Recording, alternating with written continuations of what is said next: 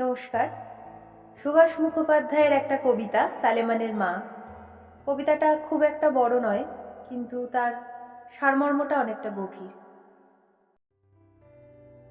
পাগল বাবর আলীর চোখের মতো আকাশ, তার নিচে 5 স্টেশন পেরোনো মিছিলে বারবার পিছিয়ে পড়ে বাবর আলীর মেয়ে সালেমান। খুঁজছে তার মাকে। এ কলকাতা শহরের অলি গলির গোলক ধাঁধায় কোথায় লুকিয়ে তুমি?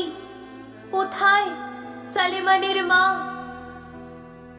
বাবর আলীর চোখের মতো এলোমেলো এ আকাশের নিচে কোথায় বেঁধেছ ঘর তুমি? কোথায় সালেমানের মা?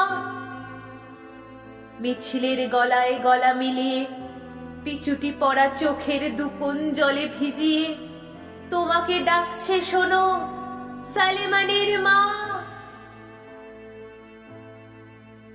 এক আকালের মেয়ে তোমার আরেক আকালের মুখে দাঁড়িয়ে তোমাকেই সে খুঁজছে।